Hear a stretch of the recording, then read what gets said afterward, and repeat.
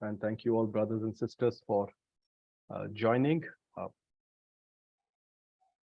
we are supposed to review this a new book, the father of modern India, William Carey. Am I audible? Yes, yes. Okay. Uh, this is a new book, and it's a 30-year new book. The first version was published exactly 30 years ago in 1993. And to mark the 200th year of Carey's arrival in India, the bicentennial of his arrival in 1993, it was a tribute to the great work he had done. And since then, this book had gone through different revisions and different editions. And after 30 years, we have this book with a new title, The Father of Modern India, William Carey. Now, this is interesting because the content of the book may not have changed that much. Yes, there are some changes. There are there is a new chapter, and there are few new things that are added in this book. So it is not the same book. There are changes, but basic argument is the same. And why is it appropriate now to name the book? Why is it even needed to name this book or title this book The Father of Modern India? I think the very important difference that is there in front of us now, after these 30 years, is the completely changed historical, political, and social circumstances. And as these social circumstances, these political circumstances become more and more prominent, and become more and more distinctive, become more and more differentiated from what we were about 30 years ago or 40 years ago, the more aware we become of these changes, we realize that a person like William Carey was not merely a missionary, not merely a clergyman, not merely a Bible translator, not merely a professor of Sanskrit, Bengali, and Marathi. His impact and the kind of things that he was doing transformed India in such a fundamental way that he has the right claim, a legitimate claim to the title Father of Modern India.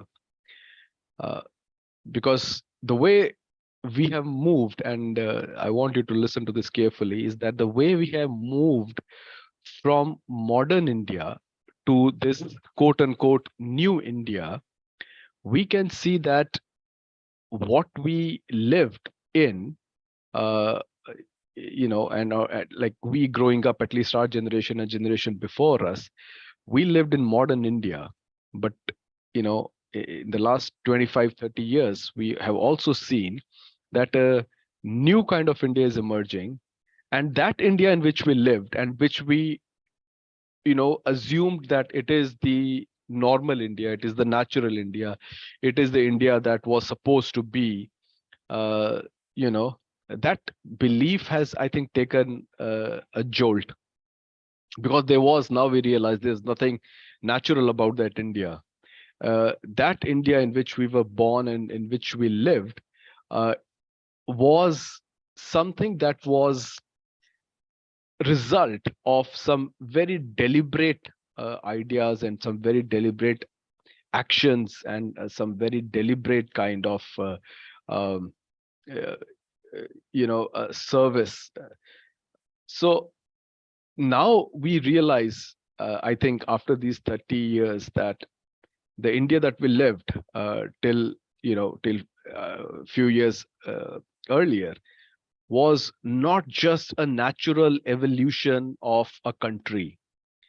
It wasn't just a natural evolution that this is how a country is supposed to be and this is how all countries will grow.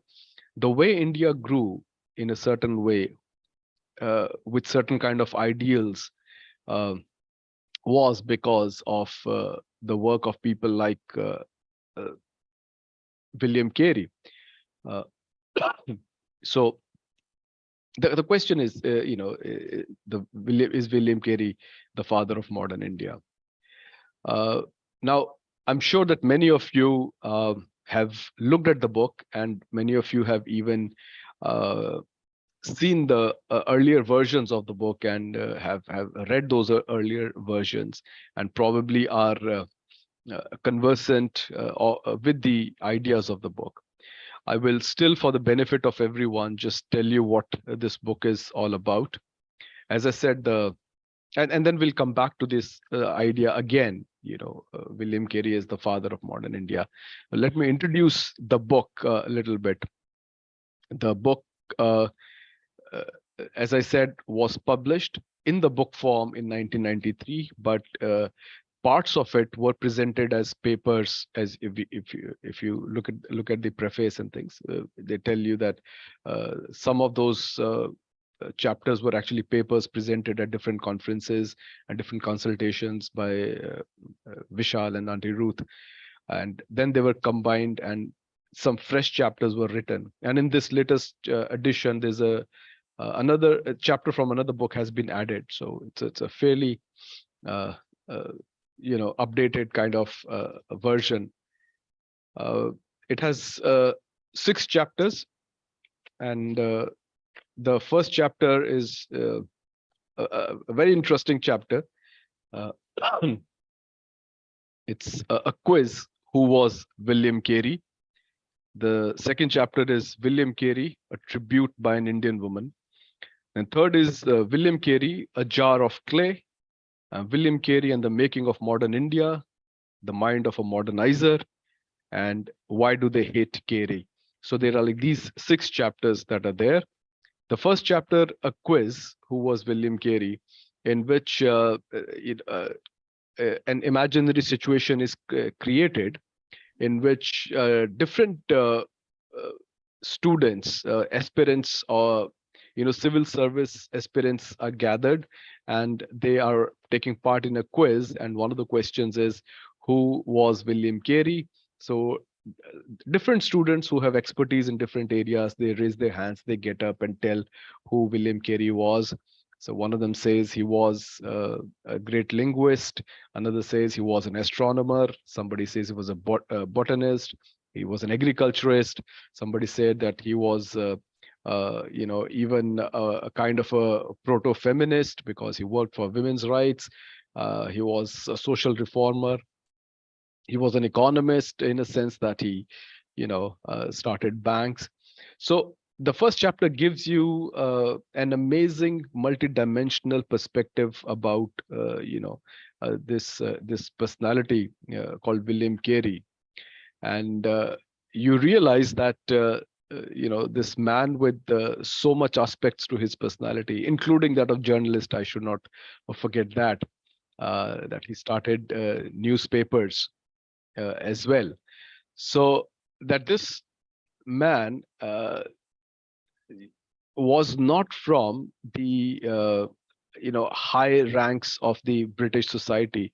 British society, as we know, was and still is probably divided in a very well-defined class structure. And he came from a working class family, and worse than that was that he belonged to religious dissenters, people who did not really agree with Church of England and had their own brand of spirituality and their own brand of Christian faith. And they were the marginal characters and marginal groups in the mainstream culture of the of the church and of Christian society that was there. So he was from that marginalized comes from a marginalized background, but still is able to you know influence so many different areas of human endeavor and human life when he came to India. So the first chapter is very exciting and very interesting. It gives you a bird's eye view of who this man really was, and a great introduction, I said. Then the second chapter is a tribute by an Indian woman. This chapter is a very important chapter. In fact, this chapter is something that does predispose us to consider the greatness of William Carey, because this chapter, among other things, talks a lot about his campaign against against Sati. Now, we just want to spend a little bit of time here. Is Generally, it's Raja Ram Mohan Roy, whose name is associated with the abolition of Sati. And this is also one of the reasons that he is considered the father of modern India. Uh, he is considered father of modern India because he stood up against the oppressive practices. He campaigned against them. He coordinated with the government and he got it abolished. And he also searched the scriptures and he presented those evidence to people. So he was a scholar, he was an activist, and he helped abolish a very, very heinous practice of sati, that is, of burning the widow on the funeral pyre of the deceased husband.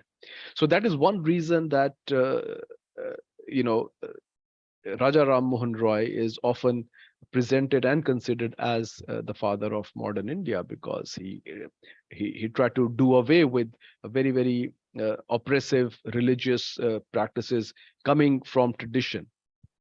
So that break from tradition makes him a modern man. But if we look at this particular chapter, a tribute by an Indian woman, the second chapter, we find that excuse me, uh, it was William Carey who uh, who started something like of like a campaign. He was the one who actually started drawing the attention of the rulers of that period, especially the British rulers, towards this practice, and started making appeals for its abolition.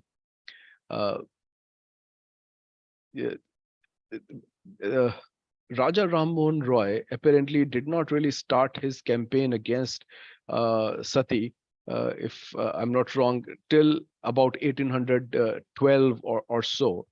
But if you look at Carey arrived in India in 1793, and by 1799, in the year 1799, he saw the first Sati being committed, and that is what really shook him, and he tried to dissuade people. uh, he was unsuccessful, but he saw the cruelty, and from 1799 onwards he continued to work towards the abolition.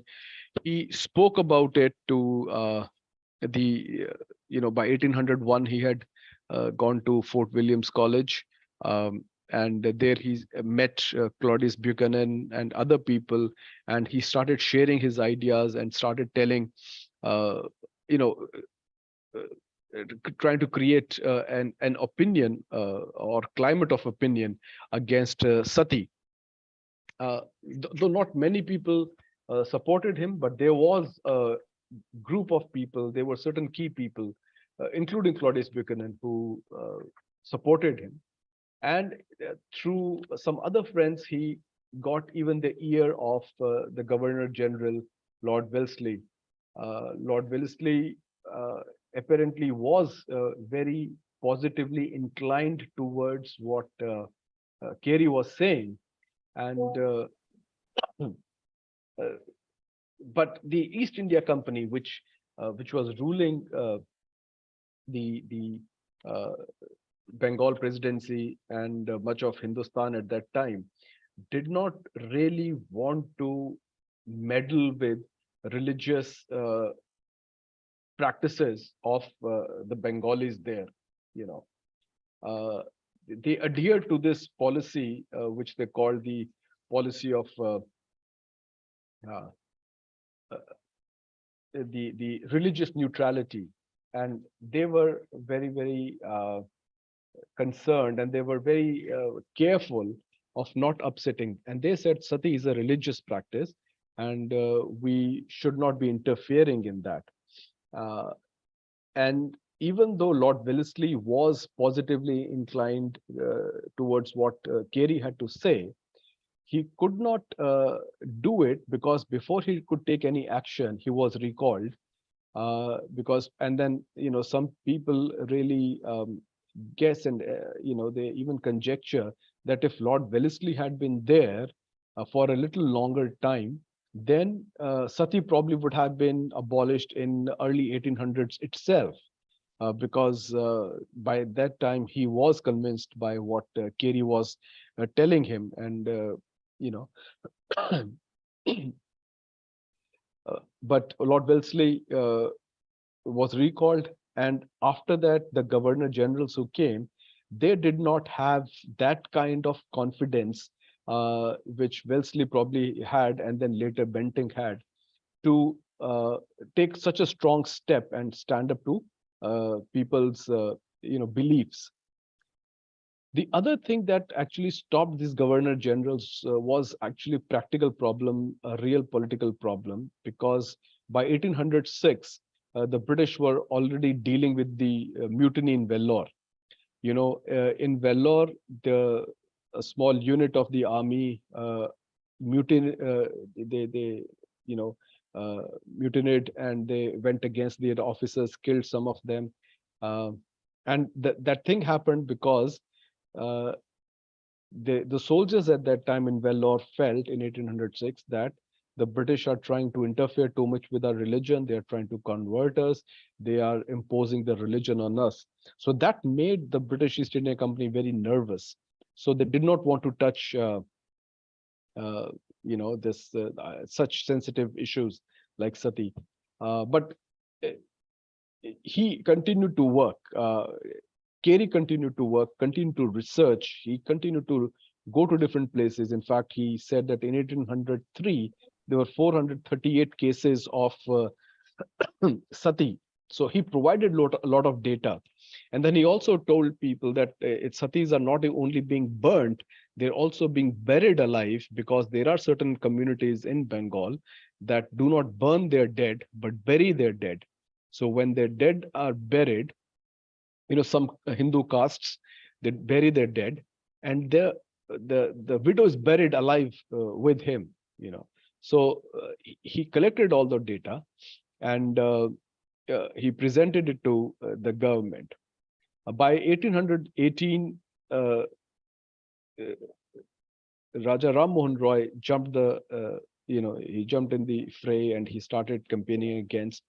And that's where some very interesting thing happened, that some of these you know Hindu reformers, they started saying that the practice of sati is not really supported by the shastras. So they were the ones who and then that gave the government some confidence to go ahead and say that this is not really a religious practice. But this chapter is interesting for one very important argument, is that the whether it is there in the whether sati is there in the Hindu Shastra or not, that is immaterial for the government and for the people and for Carey and for the reformers. The question is, what is the value of human life? That's number one, is that what is the value of human life? Uh, Second was that, can a husband be a woman's god, so that when the god's life ends, then the woman's life should also end, the devotee's life should also end. So these kind of troubling questions were what was behind uh, uh, Carey's campaign. He had some objective standards. It wasn't really the fact that he found that personally distasteful. Personally distasteful it may have been, but the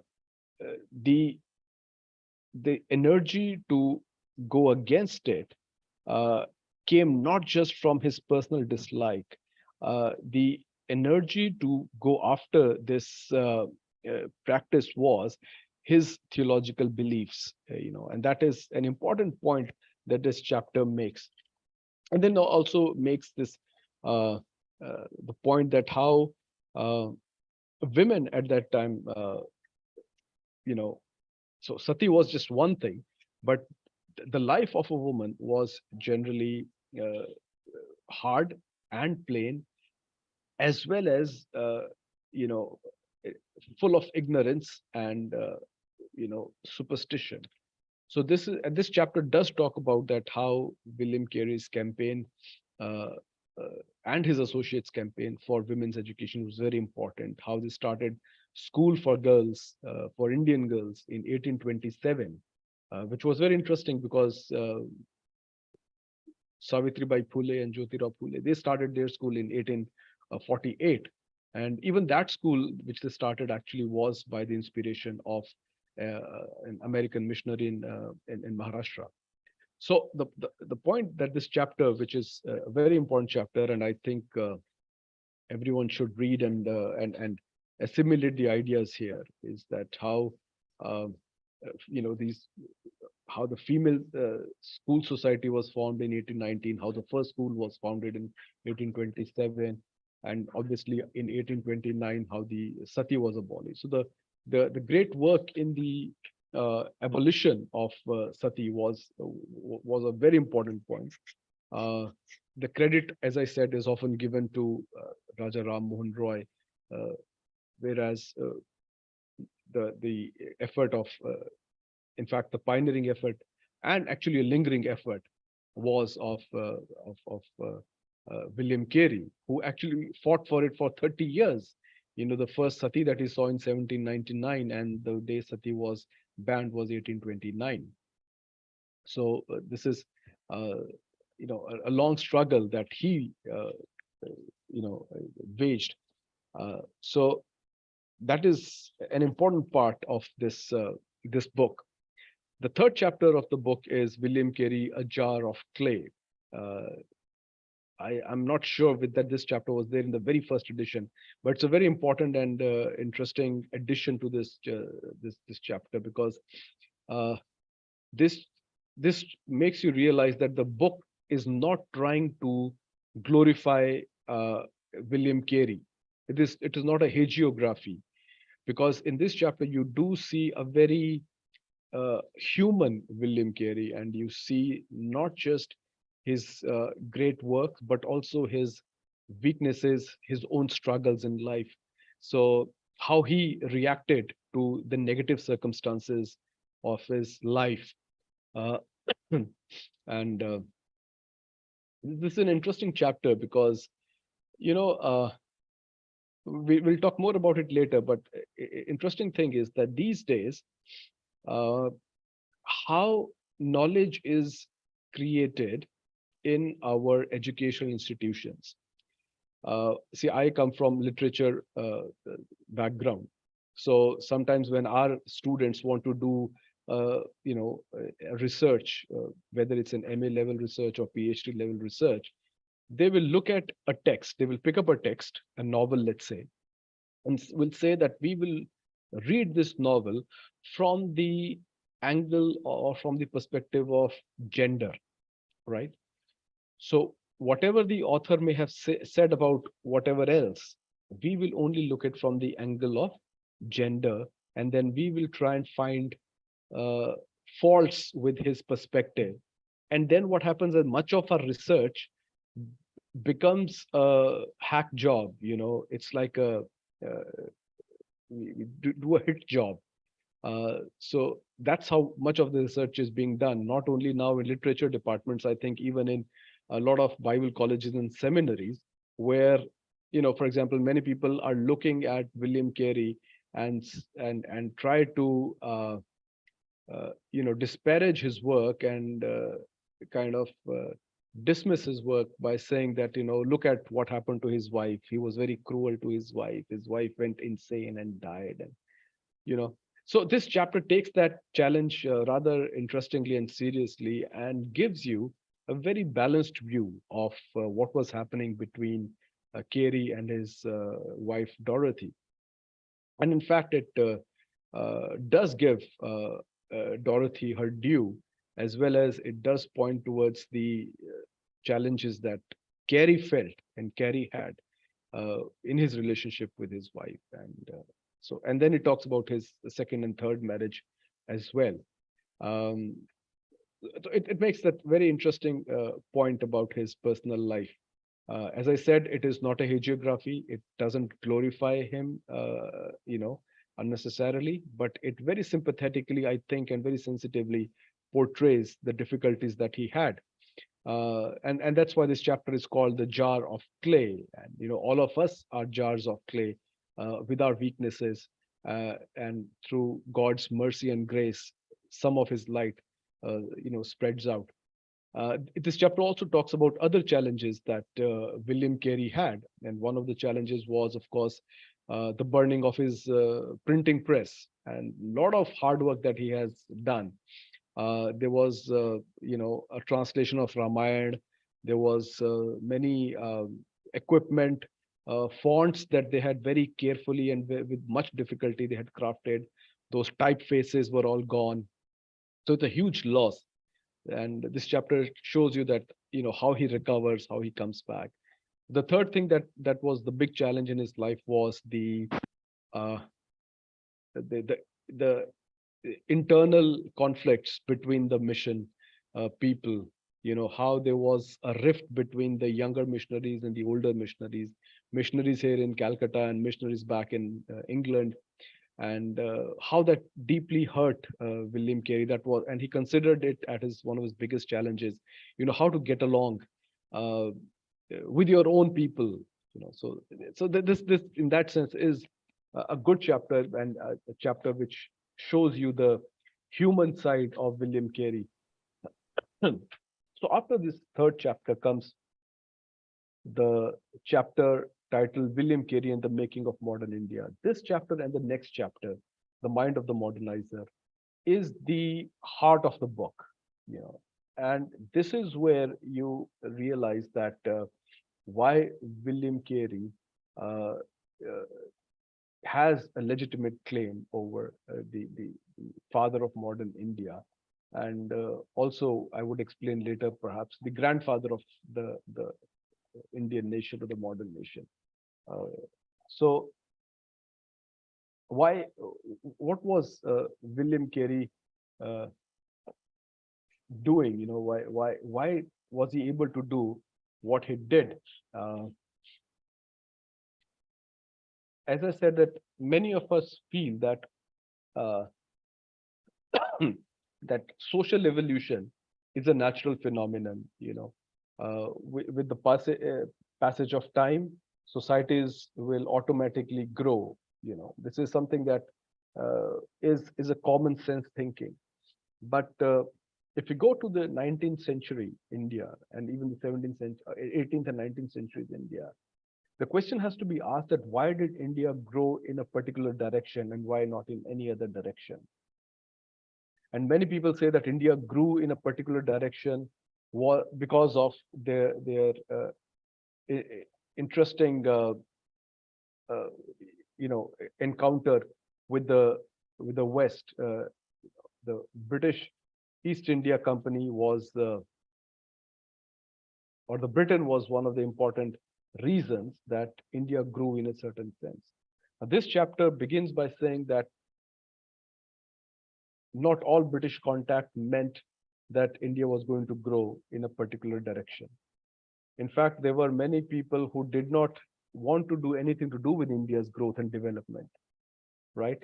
Because, and then this chapter talks about there were three forces which wanted, which were there, three British forces that were there, and did they help India grow in a certain direction? The first force was, or the first presence was of the traders.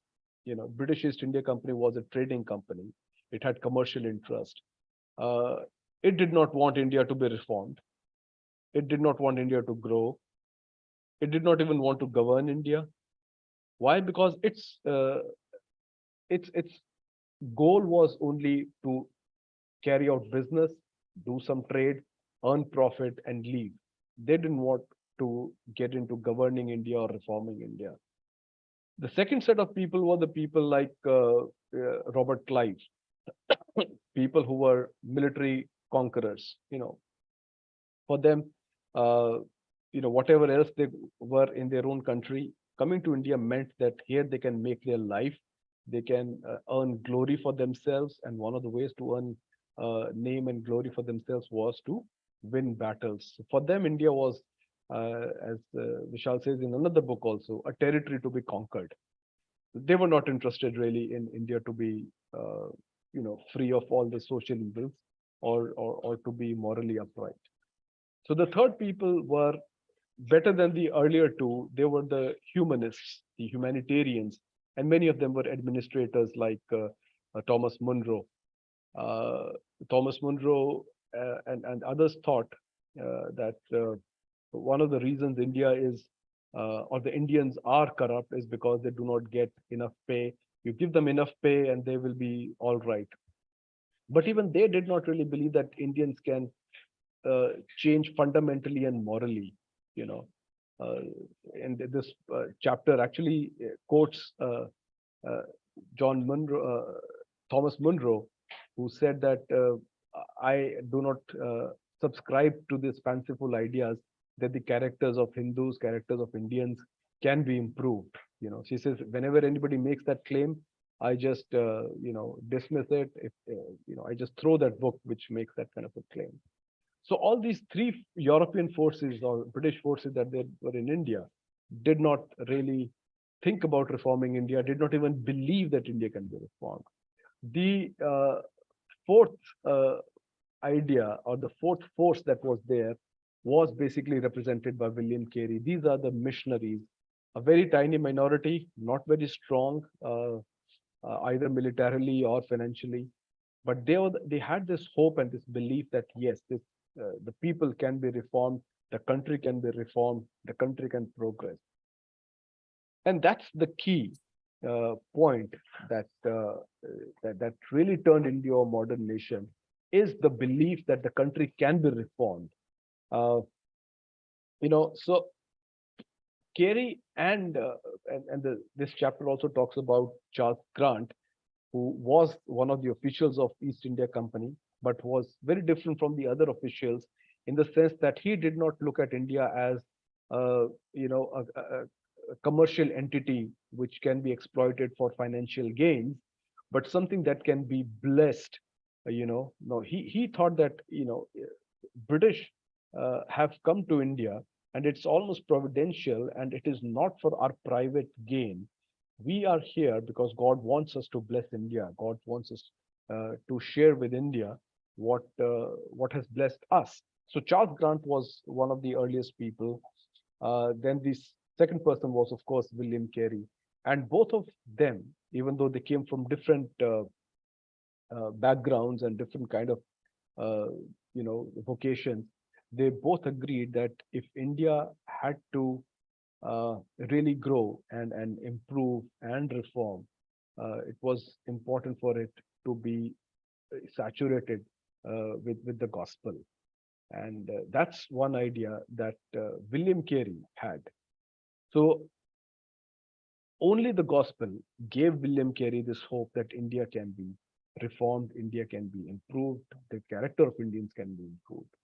Uh, and this chapter then actually tells you that you know the only way the country can improve is through the change of character and the change of their belief, right? Carey firmly believed that India can change, uh, you know, unlike the other administrators.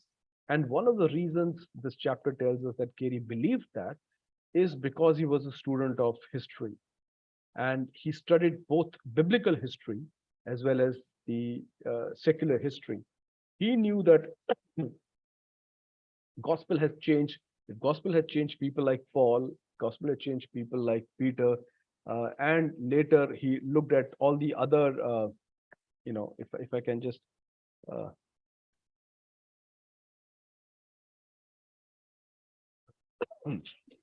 So he believed that India can change. Uh, and as I told that he believed that India can change because he had studied history.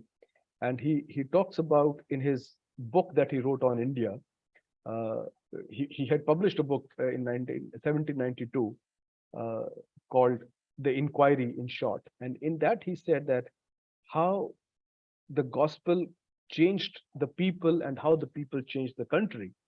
And he included people like Peter, Paul, apostles of the first century, Justin Martyr in the middle of the second century, Irenaeus, Tertullian, Frumentius, uh, Constantine at the time of Constantine, Moses, Palladius, Austin, and he goes on and on and on. That means he had made a list of all these people throughout history in different centuries who came to the knowledge of God, and not only they changed themselves, but changed their own countries and the society.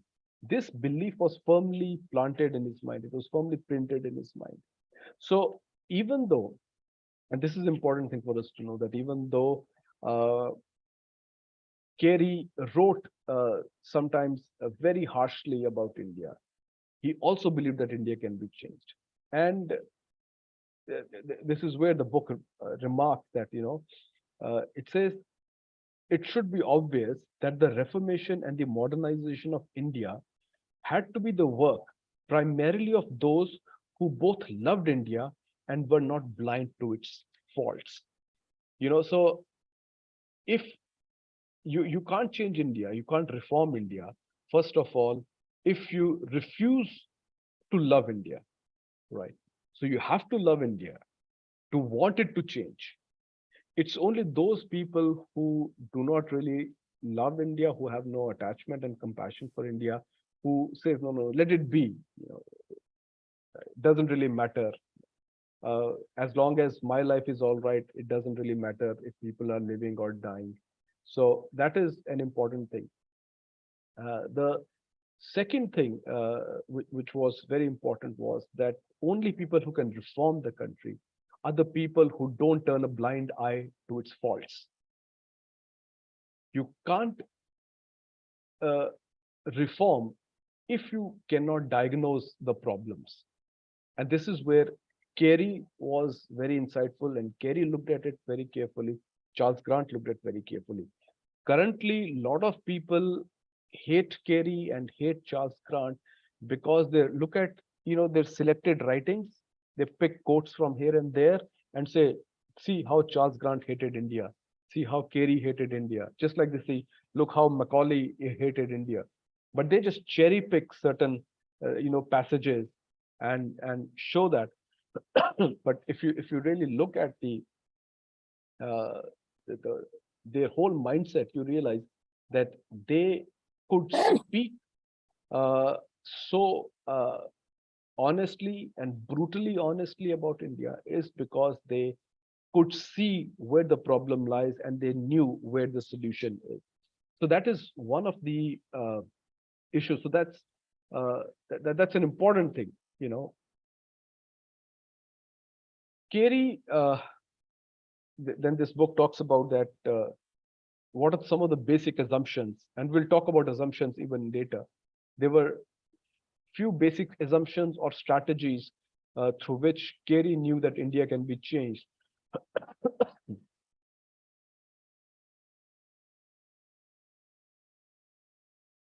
And these are important things. Carey knew the first important thing about changing India was a fervent and that's what the book says, a fervent and united prayer. So he, in fact, made prayer a bedrock of his idea of national reform, right? He made prayer the foundation through which things will change. And this idea caught on so much, prayer for the nation, that even until 1950s, you would have prayer meetings, right? Even Gandhi would carry out prayer meetings because the idea of prayer and change in the nation was intertwined And this is something that we owe to William Carey. The second assumption on which William Carey worked and which gave him the resolve, the determination, the idea was that he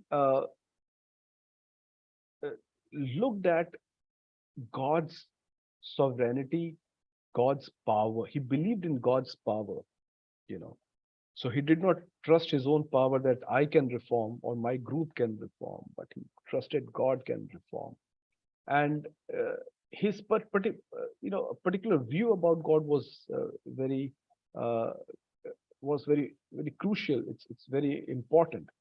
Now he said that another way to change India was to introduce science.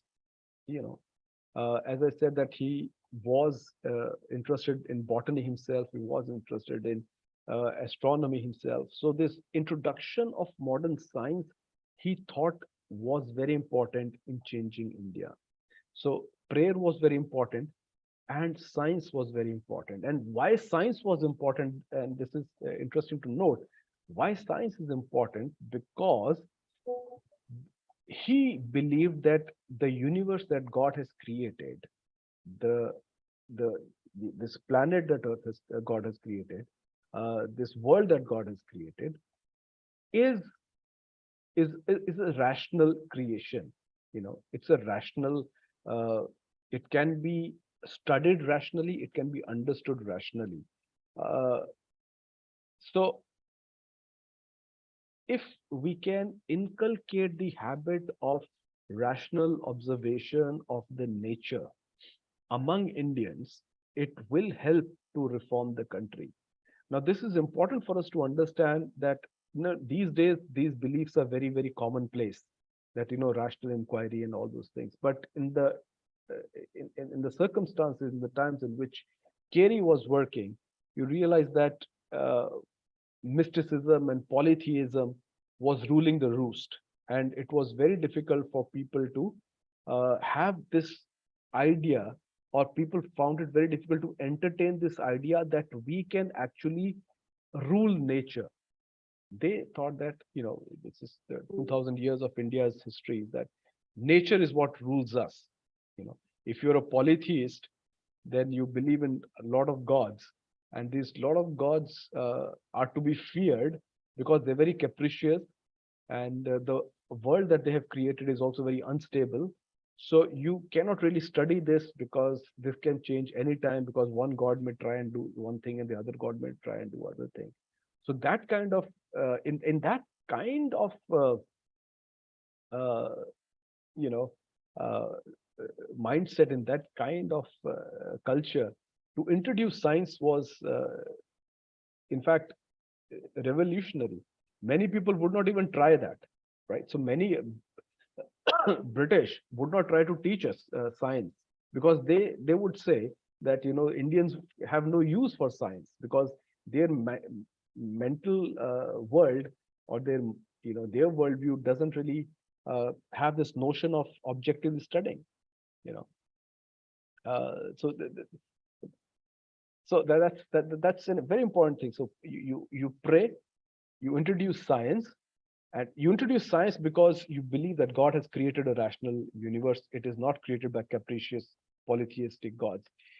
The third thing that, which was very basic to Carey, was the belief that people can change and people should change, that there are choices to be made. It is sometimes very difficult for us, especially in the times that we live in, which are very relativistic times, in which it has become very fashionable to say that, your truth is your truth and my truth is my truth. I don't need to change. You don't need to change. You stay happy where you are, and I'm happy where I am. But this is precisely the kind of mindset which Carey challenged. He said that uh, if if if God has created this universe, and it is not a creation of my own mind, then I have to accept the objectivity of the world, right? Now, we all live in postmodern times, and this whole idea is very popular, that we create our own reality. right? But this idea that we create our own reality also becomes a fatalistic idea. It kind of self-defeating idea, because uh, if I have created my own reality, then that is the only authentic reality. And if you are asking me to change it, then you are trying to impose your idea on me. So these kind of complications that are there. But if we are serious, as Carey was serious, that this universe is created by God and it has an independent reality, and we have to adjust our thinking to the objective reality, then it means that we sometimes may need to undergo a process of changing of our own beliefs, you know, changing our own beliefs. So that was an important thing, an important element in uh, his idea. Uh, Both Grant and uh, William Carey, they believe that our problem is not that we have, uh, we that the world is some kind of illusion, or the world is some kind of, or we are suffering the effects of our karma or whatever. He says we are suffering basically because we have rebelled against God, and unless we are put in right relationship with God, nothing can be set aright. So this kind of basic beliefs that he had, and these are the ideas which actually formed the the mind of William Carey. Uh, so Carey, in that sense, uh, was driven by these three issues or three ideas of prayer, introduction of science, and also change of heart, which many of us can call conversion. Uh, the uh, so the point that this chapter later tells us is that why was Carey able to carry out his reforms? He says, first of all, he believed that uh, you know the first contribution was that he said that the reform is possible. He wasn't fatalistic, like even many Christians are today, who sometimes think that reform is not possible and things will just continue from going from bad to worse. But he said, no, no, it is possible. And this whole idea that things will get better is actually very peculiar idea that William Carey had. The second important thing that William Carey did, apart from his idea that this can be done, which is very important, we can't undermine this notion that this positive, optimistic belief that reform is possible is something secondary, or is something that is, uh, non-essential. It is very essential. The second essential thing that William Carey brought out was the uh, democratization of knowledge through his linguistic work. Uh, William Carey firmly believed that no people can rise unless they have higher thinking in their own language.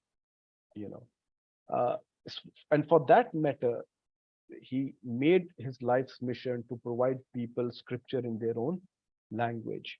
And in fact, not only scripture in their own language, he also wanted to give them education in their own language. Unlike some other missionaries who wanted to promote English, Carey was a firm belief that people should have, uh, their education in their own language. In fact, you cannot have political freedom, you cannot have your own government unless it is operating in your own language. And uh, in a certain sense, William Carey was opposed to the English teaching of English, because he said that when many of these young Bengalis that I see around me, whenever they get a little bit of smattering of English, they stop learning any further.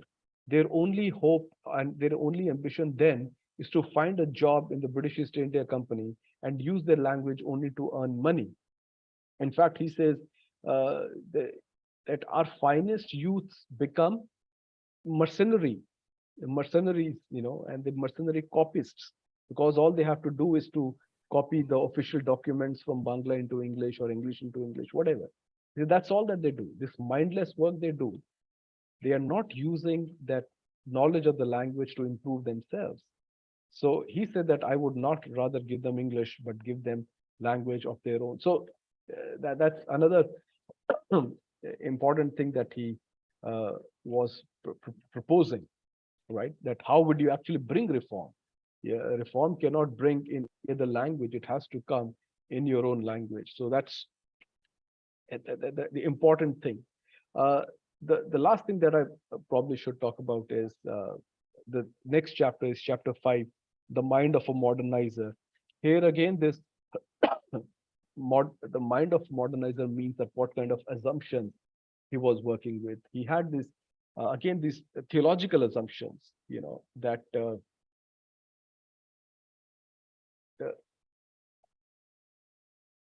the what we he saw in India was a certain kind of fatalism and certain kind of uh, capitulation to the to the to the supernatural or the perceived supernatural powers and to superstition. So he wanted to instill this idea that this universe is created by God and God governs this universe, and he has set patterns and standards and laws for this universe, which we can then study because we are made in God's image, right? So the universe is a rational creation, and we, being made in God's image, have that rational capacity to understand this world, and not only to understand this world, but to change this world, to make it a better place if it has gone wrong. You know, we do not have to accept it the way it is. We do not have to say that no, from one millennia to another, from one era to another, from one epoch to another, from one yug to another yug. The things have just gone on like this and they will never change. He said, no, no, no. Things can change because God is ruling. We are made in God's image, and we have been created to govern, to have dominion. So this is one idea that he was injecting, and this is one idea he also injected in the field of social reform. You know, no matter how hard it is to fight Sati, we can fight it, we can eradicate it, we can abolish it. No matter how deeply entrenched infanticide is, how deeply entrenched burning of lepers is, we can all change this, because we are made in God's image to bring transformation in the society. So this belief, I think, was what really uh, had given him that immense courage and immense patience and immense energy to bring change. The other thing that he brought in was theological assumption was that since this universe is stable, it is rational, we are given to govern it, we can study it. You know, so if we study it, we can carefully, if we can carefully observe it, we can reach true knowledge about it, objective knowledge about it. So that's another thing that he brought into it. Uh, as a missionary, he had no business to go around looking for how many satis are being committed in how many districts and in how many years. These kind of data, these kind of tables, he did not have to make, but he still went around because he realized that this, in fact, because he was a missionary, he need to have objective data so that he can have his missionary endeavors to address those problems. You know, so he actually started working as a social scientist, not just as a botanist, as a biologist or an astronomer, also as a social scientist. So you realize that he brought this whole view into into India, right? So he challenged polytheism, he challenged mysticism, and brought this scientific temper into India. We credit that Nehru was the one who brought scientific temper. Yes, he popularized the term, but if you go back and see that how science can be part of our day-to-day life, even for somebody like a religious person, the credit goes to somebody like William Carey. And we will understand and appreciate what Carey was doing is because right now, as I said earlier, in the new India, these things are falling apart. These things are actually going out of our hand.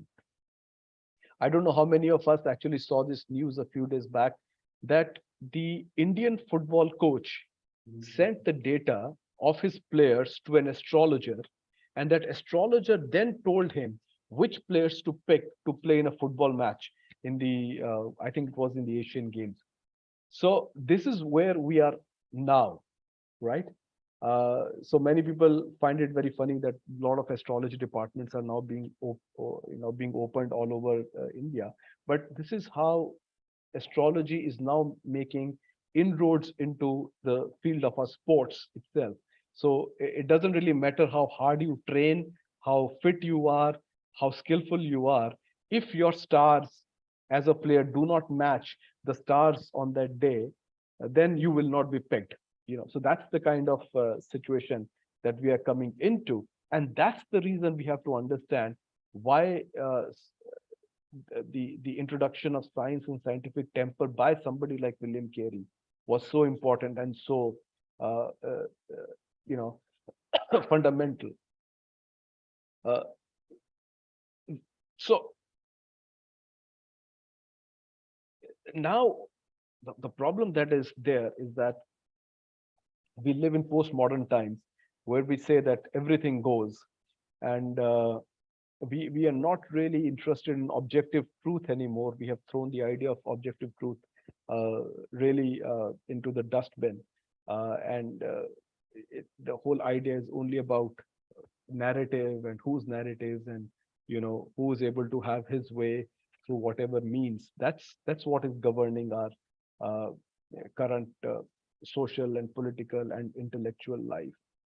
uh, and it should not uh, it will not be surprising, as this book argues, that if Sati has to make a comeback in India, because many people are now saying, and as they were saying then, is that it is the uh, you know uh, the uh, the choice of the woman. It is her free will. Who are you, or who am I to stop her from doing what she wants to do? In fact, one of the arguments against, I mean, people lay charge against William Carey by saying that, you know, here there's a white man who's trying to uh, rescue a brown woman from brown men. So they bring this whole idea of, colonialism and of gender and feminism. And it won't be surprising if actually some people will begin to champion Sati.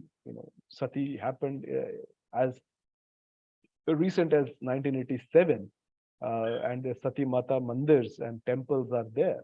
So it might come back, and uh, Bollywood is glorifying things like Johar and all such things. So it may come back on the pretext that it is a free will. So let the person do whatever he or she wants. Who am I? Who are you, or who am I to really stop it? In fact, already we know that the discourse is changing, the idea is changing, the language is changing. Many people are now saying that you should not use the uh, phrase commit suicide. you know so you should say the such and such person died by suicide, because you should not say commit suicide, because committing means he committed a crime, and suicide is not really a crime. So these kind of things can change very rapidly. uh, Even in the West, we see this right now. uh, this whole idea of, you give me the right to define whoever I am, identify as a man or a woman or whatever else. And these are things you would not have thought would happen, are happening right away. And this is happening precisely because the the issue is not really if Raja Rammohn Roy is the father of modern India or Gandhi is father of modern nation, or the idea is uh, what are those assumptions which governed our modern life, you know.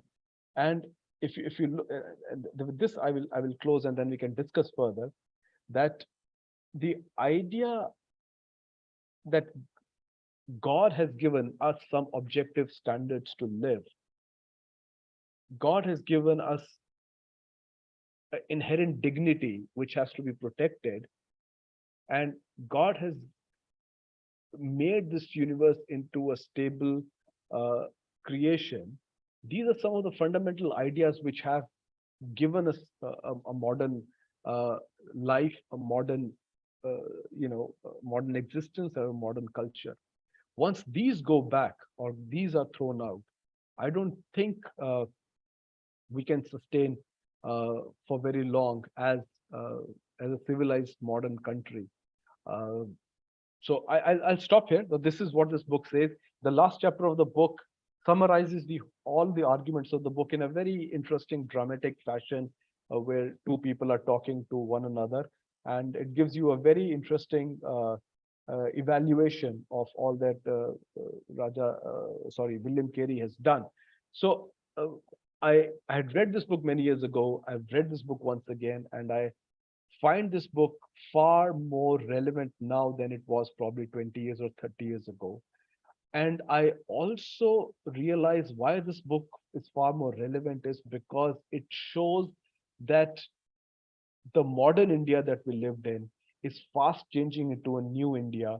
And that new India is the India where astrologers are going to pick your football teams.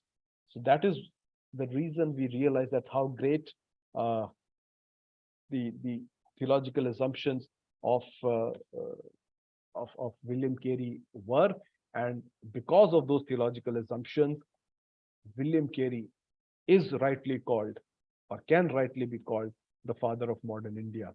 With this, I'll close and we can open for discussion.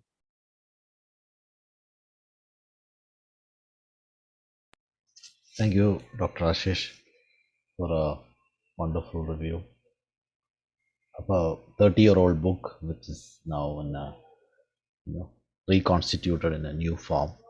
So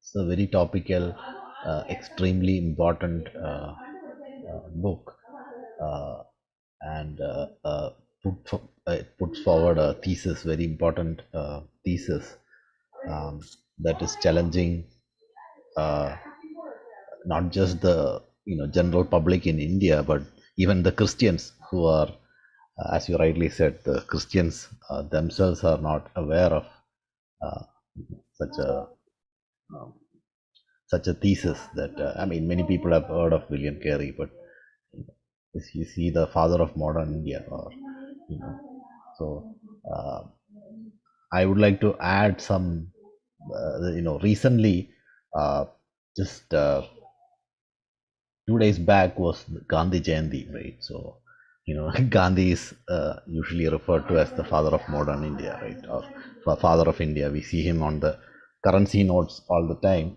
And then, uh, you know, uh, also we read about Swaminathan, Dr. M.S. Swaminathan, who passed away, just just a week back. So there is a lot of one article mentioned that three people are very important in in the history of India. So this is the trio, or the trinity, which is supposed to be the you know the founding fathers, or or rather whatever you want to call it, of India. Rabindranath Tagore. That's what the article in the Wire mentioned, that Rabindranath Tagore, Gandhi and Swaminathan, probably defines India, the trio, the Trinitarian, you know. So, we don't know whether, I mean, this is a thesis which can be debated, but, this important, but it is revealed that, nobody is discussing the people who are responsible for influencing this trio. So, we have put forward, Vishal has already said this in many discussions, that Mahatma Gandhi was very much influenced by Ruskin, and Norman Borlaug, of course, is the influential leader behind MS Swaminathan. So I'd like to open the floor for questions and yes, discussions. So please go ahead and unmute I think yourself. you can remove this picture. Yes. And Vishal is here. Since the author is here, he should also speak and he can take questions.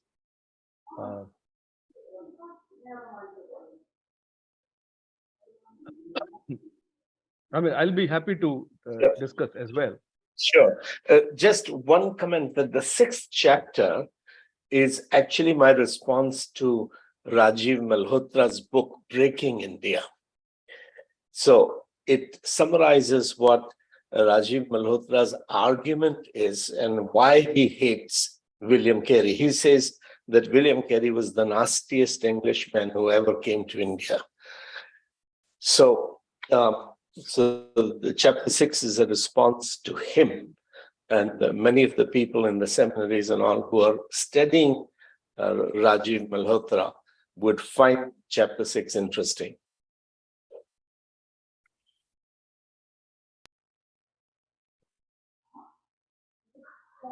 Yes. Well, I could not really find that particular reference in his book, that he's the nastiest Englishman who came to India. I'm looking for it. I have the book. I have, Okay. Because in the index it says on 2 pages, 63 and 338. But I don't think that I saw it there. But I'll look at it again. But it's a wonderful chapter, very dramatic. I think it can even be made into a video where it can be dramatized, and it'll be nice. We can actually develop into a short play or something. Yeah. Obviously, the book has much more than what I was able to say. Yeah. But if there are any questions, we'll be happy to take. Brother Sunny Matthew has his hand. Yeah. Brother, please go ahead, Brother Sunny. Yeah, thank you, Ashish, for doing an excellent review of the book. And I ordered 10 copies of the book. I'm looking forward to getting mine. And Vishal, I'll be coming to California next week. Hopefully do you have the books already, or? Yes, actually they have been shipped out. I'll find out why your packet didn't go, but we have something have been shipped out. I mentioned to Ruth that since I'm coming to California, I can pick it up. So that's okay. Yes, okay. We do have the book. These were printed in print on demand press in Chennai. So the lamination is not up to acceptable standard, but it's okay, it's usable. But the next lot we will print with the proper printer. I had one question. I know Dr. Ashish, he mentioned about how they were trying to select a sports team through astrology. And that is unfortunate that happened. And what I was thinking is because of the charismatic and Pentecostal movement, which started in 1906, is that something which is not there when it comes to the promotion of Christianity in some parts of the world? But that element is lacking in missionary work. Is that? Can you comment on that? Because I think that dimension will counter these kind of supernatural dependence on astrology and all that. So where is the science as well as the supernatural dimension working together? Well, Vishal can answer that, I think, in much detail, and you can. But in the book itself, he did mention that this whole idea of spiritual warfare sometimes is taken to, another kind of an extreme. Yes, there is a supernatural realm, and we have to recognize it. But this spiritual warfare sometimes, urge, so if I can quickly read the one footnote is there. He said the concept of a war between good and evil in the supernatural realm is biblical. However, the terminology of spiritual warfare, as it is often used by unthinking Christians, becomes unbiblical because it seems to deny God's sovereignty. So that criticism, of course, is there, and in that sense, I think the book tries to present the whole case very, very honestly and fairly, and science, and this is something that has happened, even among Christians. What I'm saying is, what I should have said earlier also was that we Christians now live in a different kind of a world, where we ourselves are very deeply influenced by the intellectual fashions of the day, and much of our thinking has also become postmodern. We do not get, and I'm also speaking a little bit from my personal experience, that we do not feel as agitated as the earlier generation or the Carey's generation would feel about certain social ills. Now, I'm thinking that if I were there in Carey's time, what would I have taken a stand, or would I have just washed my hands off and saying, no, that's their religious affair, that's about their family affair. Why should I get into all this? I think it's also because the times in which we live, you know, for example, even among the Christians, that the whole idea is that I don't want to even judge I don't want to say anything about another Christian because it is between him and his God, So sometimes you just want to excuse yourself because you don't want to rock the boat. This is something that was not there I think, in Carey's time.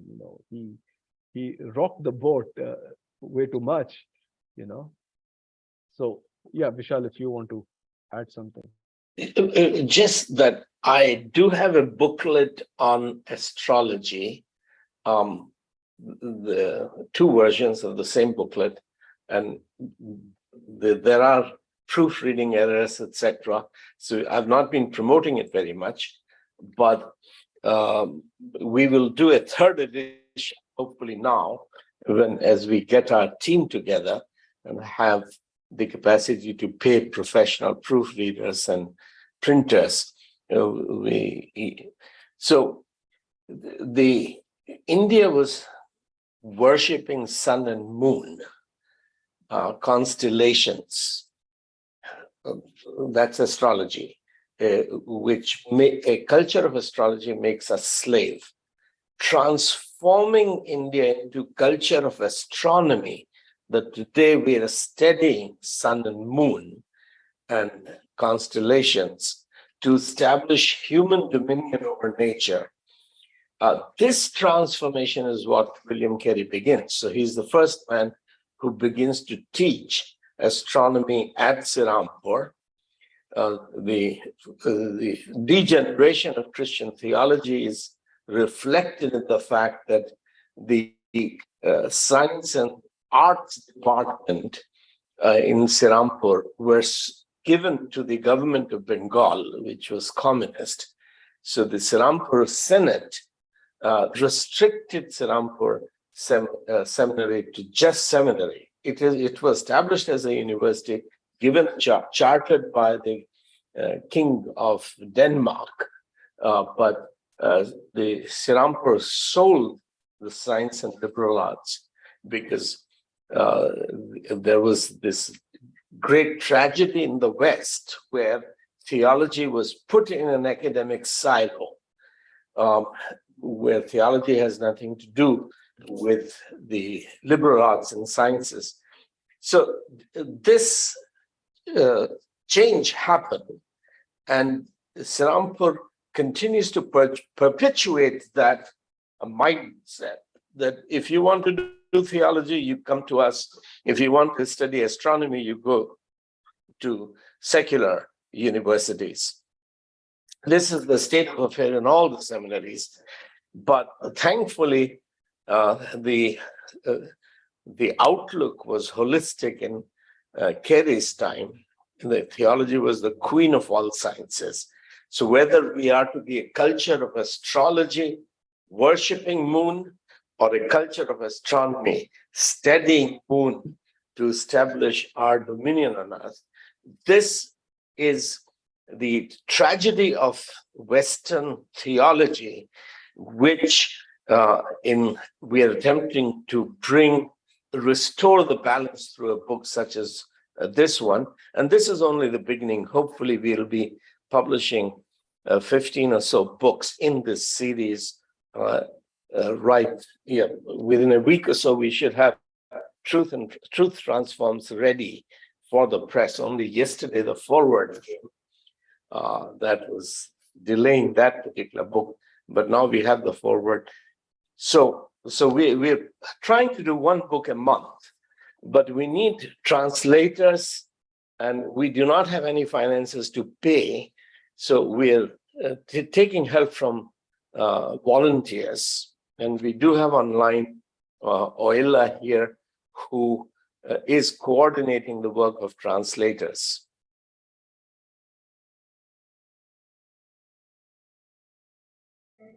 I mean, Hi, I'm Uncle. surprised. Yeah.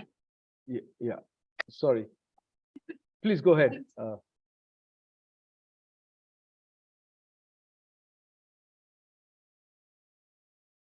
Is that Oila speaking?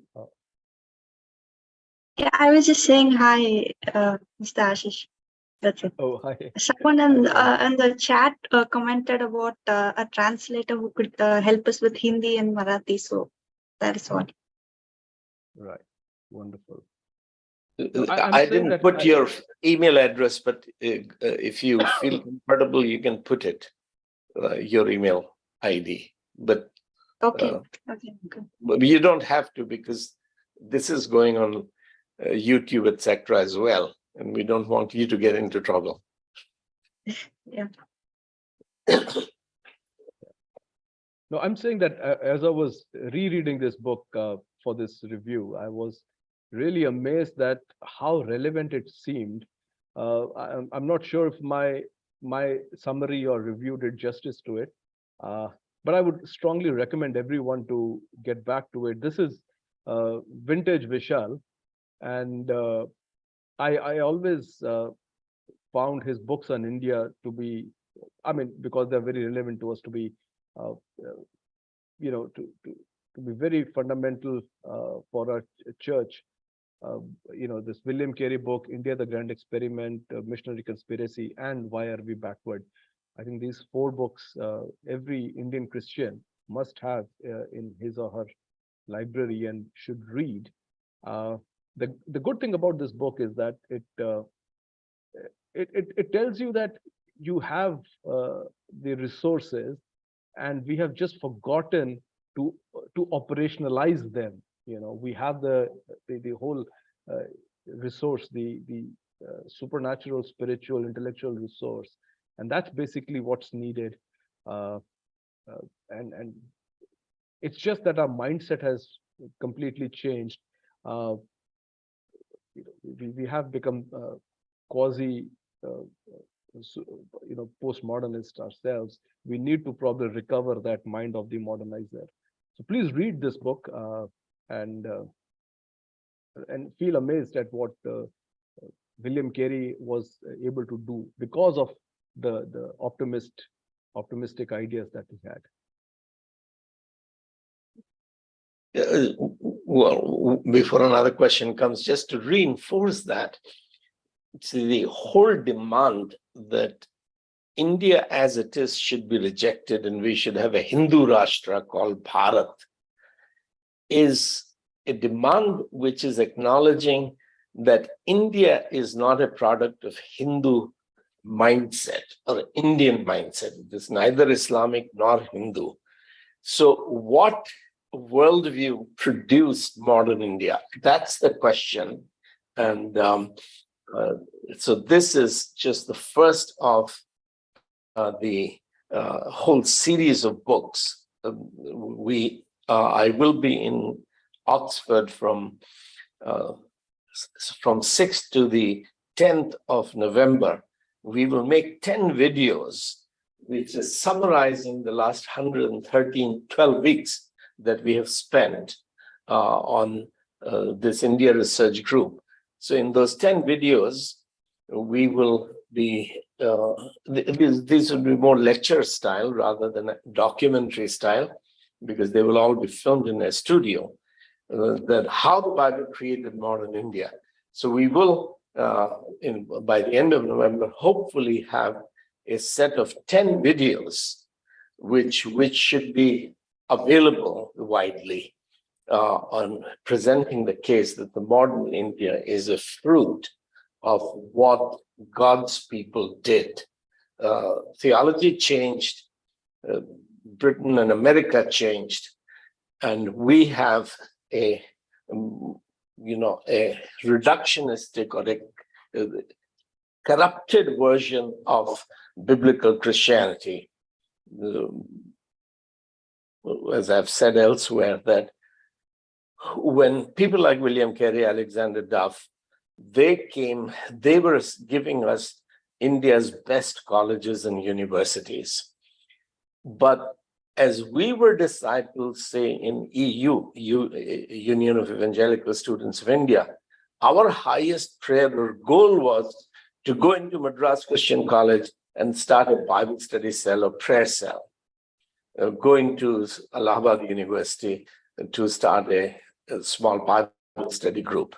So no one in the USI and no one in InterVarsity or IFES had the kind of vision that these builders of modern India had.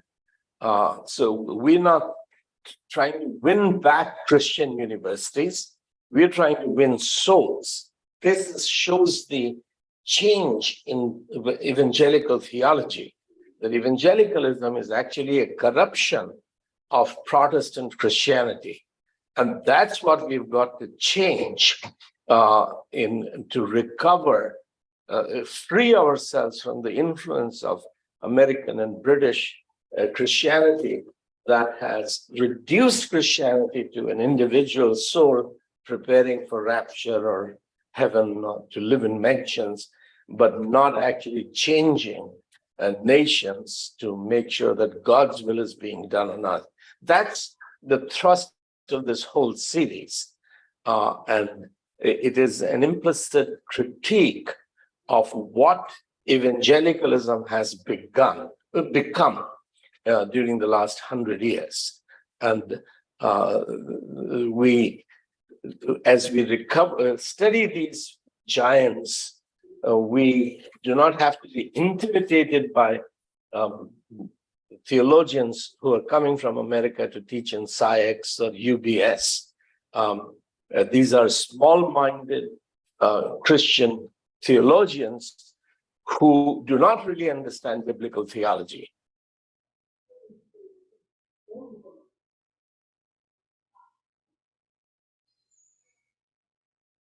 Yeah, I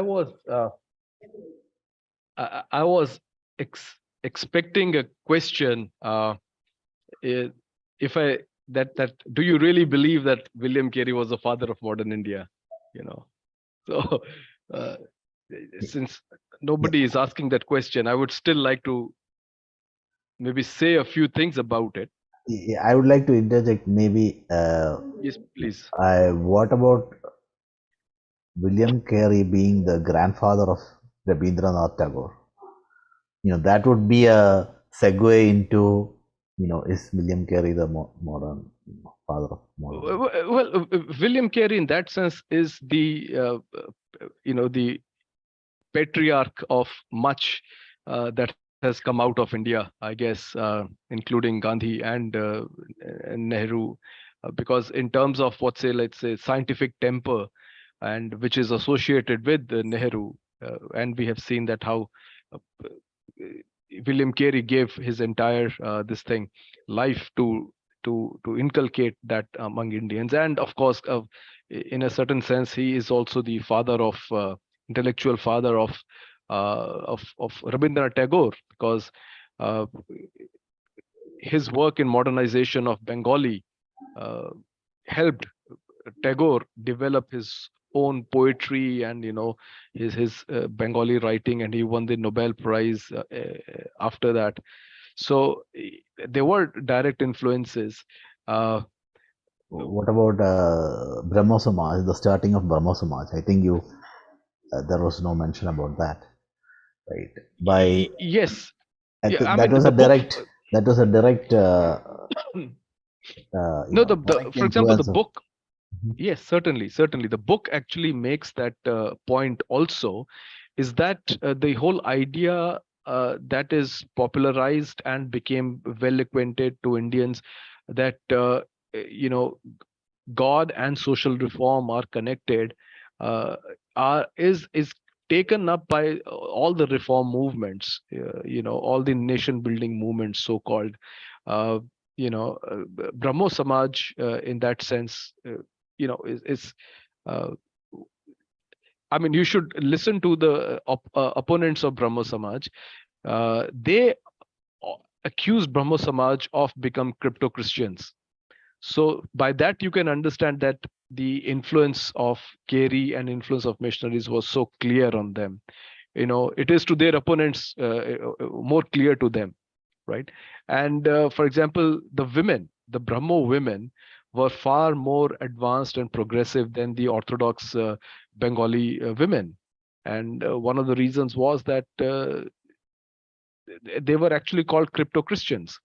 If you read Rabindranath Tagore's novel, one of his probably his most famous novel, Gora, which came in 1910, it talks about the exact thing, that how the Brahmo girls, the heroine of that novel is a Brahmo girl, how she was always considered a Christian.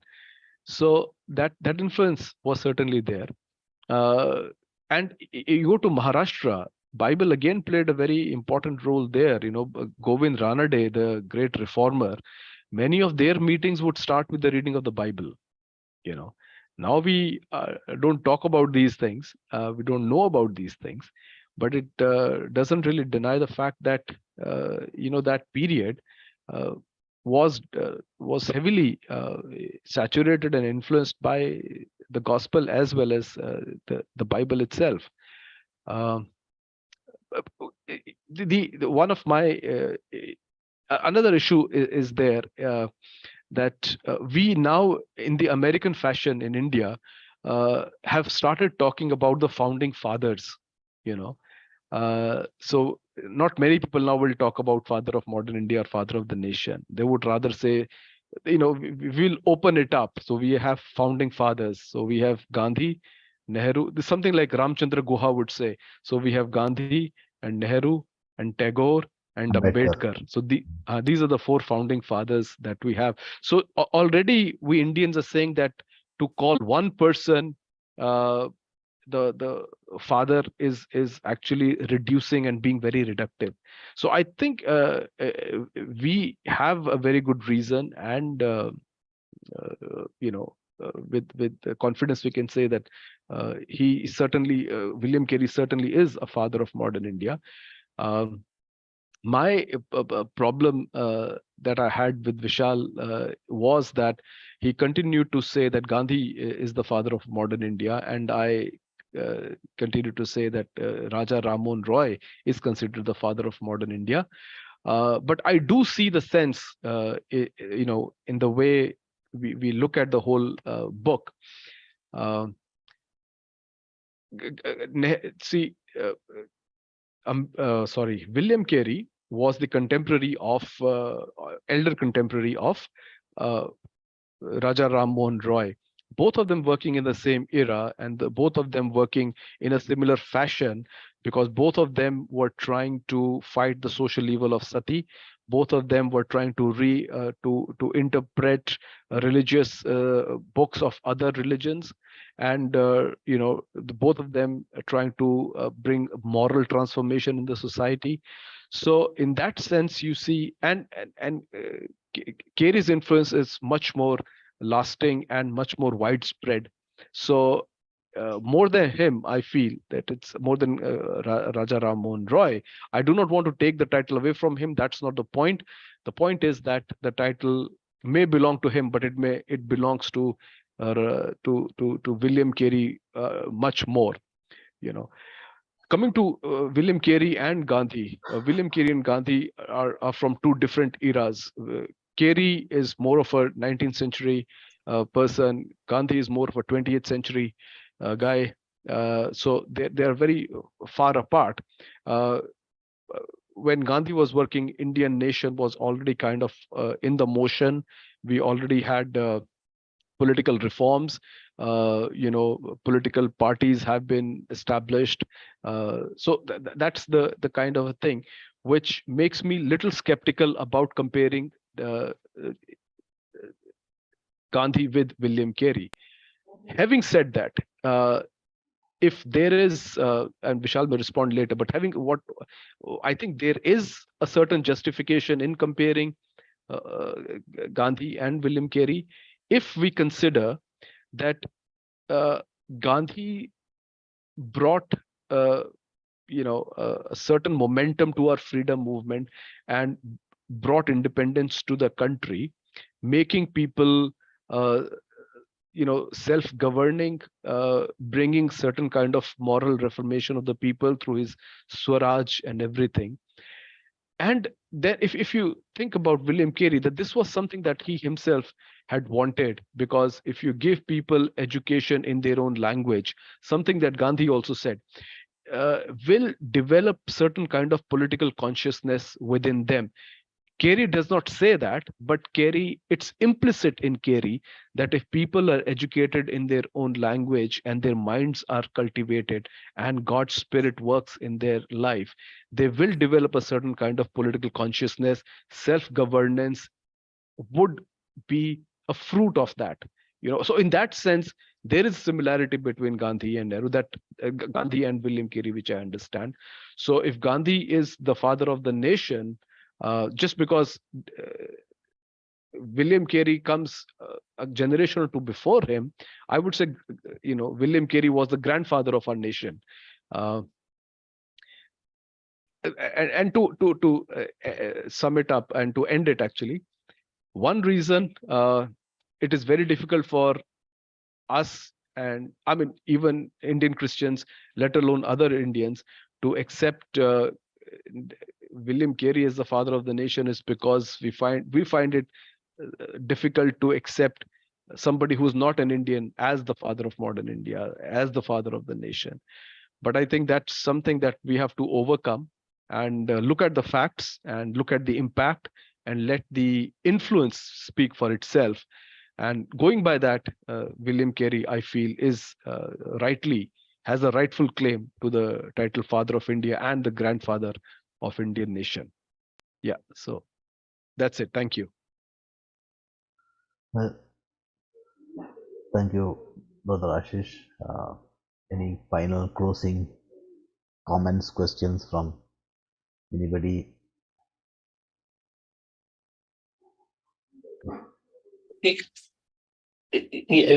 I could add to what Ashish has said with this, that Raja Ram Mohan Rai met with William Carey before Carey moved to Sirampur. That would be about 1797 or 98. There was a Tantric Baba who took Ram Mohan Roy to Carey to study English and to teach Sanskrit to Carey, because Carey was at that time studying Sanskrit and he needed a teacher. So three of them together wrote the first book on Indian law.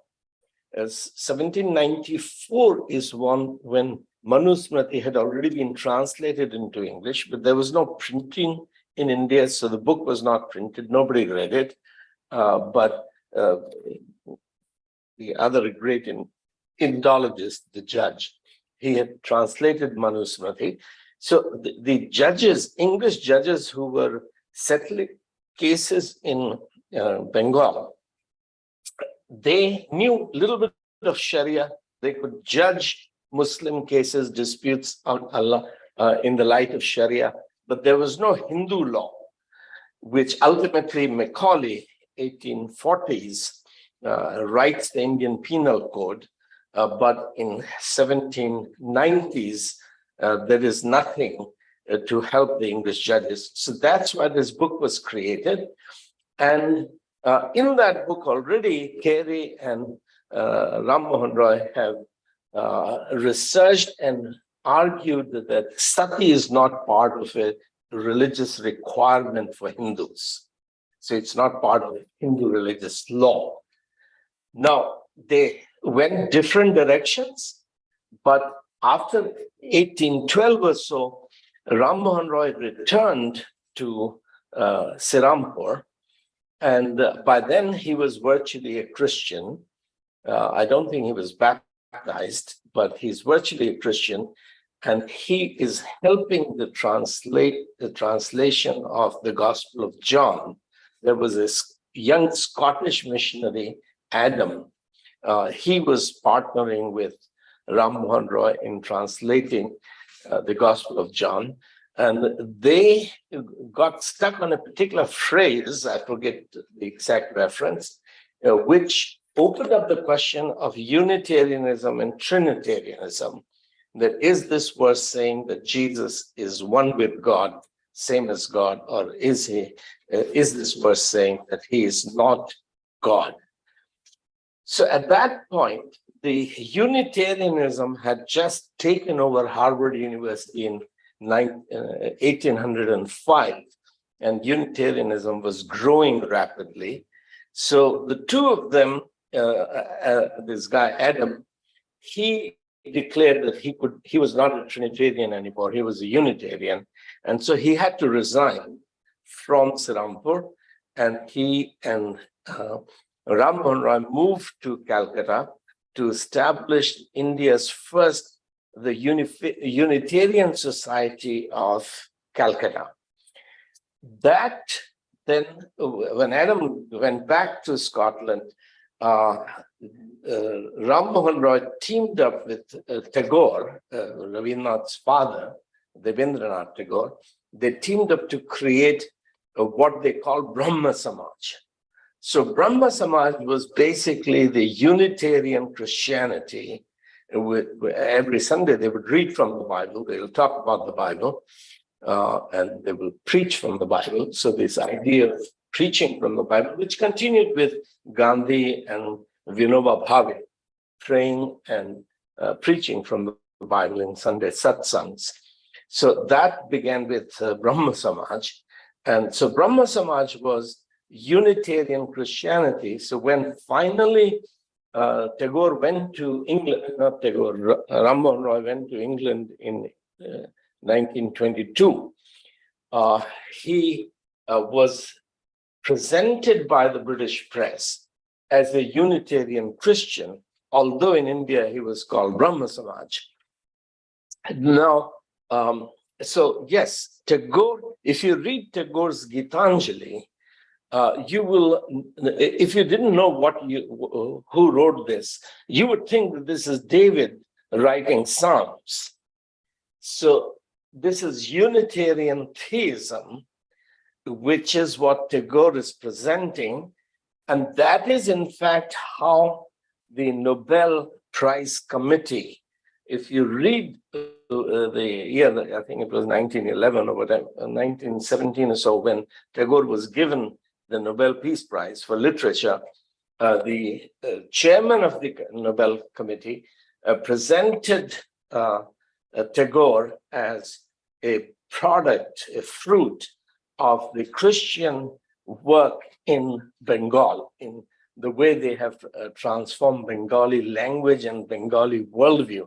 So that the lecture, the present citation, or whatever it's called technically, of why Tagore is being given the Nobel Peace Prize is a very important document. So he is perceived as a theist, Unitarian Christian, and the Christian worldview has changed his poetry, his poetic imagination.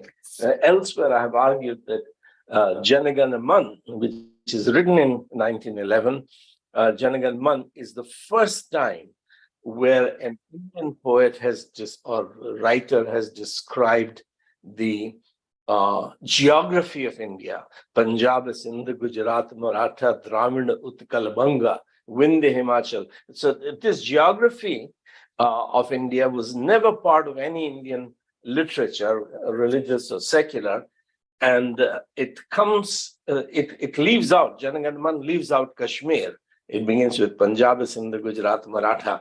And so it leaves out Kashmir because the geography comes from the Postal Act passed by British Parliament in 1899. So that defined what is India. And that's the geography that Tagore accepts. So these things are there in different lectures. But so the question about relationship of Carey and Tagore is this brief outline of the Tagore is a fine fruit of Carey's work, particularly both in terms of worldview and language. So Bengali was not a literary language before Carey's intervention in that scene of language. So it's a historian, Hugh Tinker, who has a short history of South Asia, who makes the point, and Dr. Raju Abraham gave his copy to me. Hugh Tinker made that point that modernization of South Asia begins on the banks of Hooghly River in Sirampur, where the East and West, Europe and India, begin to interact with each other, not in terms of profit and power. So East India Company is engaged, but also the Dutch and the French and the other companies, they are engaged with India for profit, for power. But what William Carey begins is engaging with India in terms of ideas. The truth must rule. True ideas, wise ideas, noble ideas, they must rule us. And that's what is beginning. So what Modi and Shah are doing is changing that truth does not matter, nobility does not matter, wisdom does not matter, power matters. That's essence of fascism. But what we have in modern India is where truth rules. Supreme Court doesn't have power, but Supreme Court determines what's right or wrong, what's good or bad, etc. So Parliament is a system of issues being settled on the basis of the wisdom, nobility, validity of some idea, some proposition, some bill. And that's the idea that's the India that William Carey begins to create, where truth rules. Now it was Madan Mohan Malviya who made Satyamev Jayate India's motto, first the motto for Congress Party and through the Congress Party of the Indian nation, which is a phrase coming from Mundaka Upanishad. But actually, the phrase, as far as Madan Mohan Malviya is concerned, is coming from John 8, that you will know the truth will set you free. If the Son shall set you free, you shall be free indeed. So by studying the biography of Madan Mohan Malviya, who was born on 25th of December, is important to understand what Satyamev Jayate means. So this India that is part of the Constitution, which is saying that not force, not violence, not hatred, but truth and love and wisdom shall rule India. This is the India that comes from what William Carey has created. So I have to stop there, but I'll develop this in Oxford next month. But the 3 volumes which Prasant is now putting together from these 112 weeks of how the Bible created modern India, they will be scholarly substantiation of what has happened. And this is a very good time to bring these out, because the whole debate over Sanatan Dharma, debate over the name of India and the nature of governance of India, and whether the Constitution is supreme or Rajdand is supreme, these issues are very significant. We are living at a turning point, and at this point, we have to return to these foundational issues that this book is starting. It's just a starting point. We need 15 more books like this. Thank you. Thank you. I always wanted to ask a quick. I mean, I know this is a very long answer, but why, if William Carey operated in West Bengal, eventually, the Bhadralok, or the a sort of middle class emerged from West Bengal. I think Tagore and many of these people were part of that Bhadralok. Yes. And but eventually, the first Naxal movement, Naxal Bari, is a place in West Bengal, right? In 1967, the Naxal movement evolved out of West Bengal in Darjeeling. So, I mean, there's a gap, right? This person who's responsible for discipling India, and suddenly you have the most violent, outbreak of peasants from the same, at least the same, West Bengal is a large area, but there's some kind of disconnect. Is it that, like you said, the seminary got, the university got reduced to a seminary, or Yes, this is corruption of Christianity, Western Christianity, that we have to come to terms with, and its impact upon India. So I was in Mexico last week. A PhD thesis in Eastern Guatemala asked the question that, has conversion to Protestantism made a difference to the economy of the converts or the nation? So 45% of Guatemala is now Protestant. Has it made an economic difference?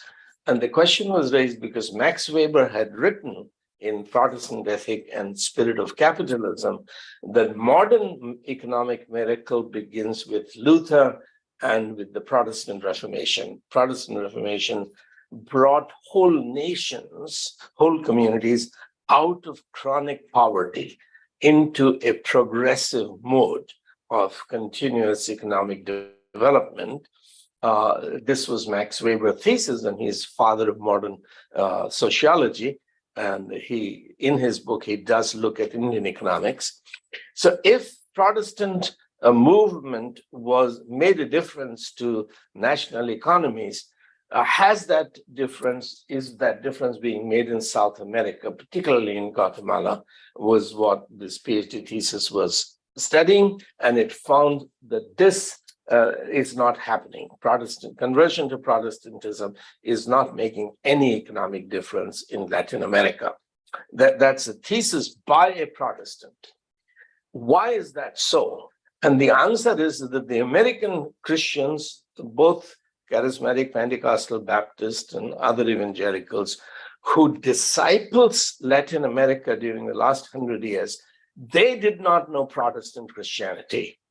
They took a Christianity which is a corruption of Protestant Christianity. They did not understand why Reformation created great nations, including economically developing and developed nations. So this is corruption of Christian worldview in North America. And these North Americans are the people, the missionaries are the people who have been dominating all of Indian seminary movement.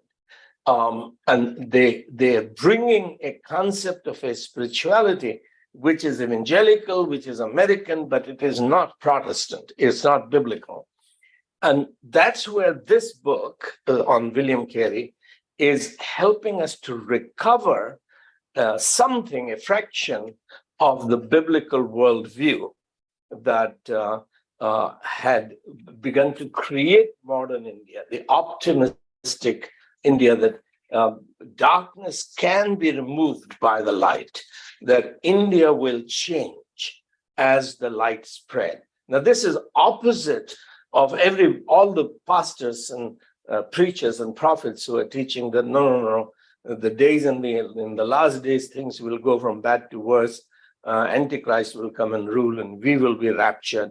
This is the nonsense that has dominated our mindset. And they have those quotations from Paul's letter to Timothy, etc., that things will go from bad to worse in the last days. But this is the corruption of Protestant Christianity, which William Carey is studying and asking the question that, yes, Britain was heathen, Germans were barbarians. How were they transformed? What is the power of the gospel for transforming? But so this is a different, long subject, but at some stage, I agree with you, we have to have an open conversation on why has Indian evangelical movement accepted the worst theological assumptions of contemporary American Christianity.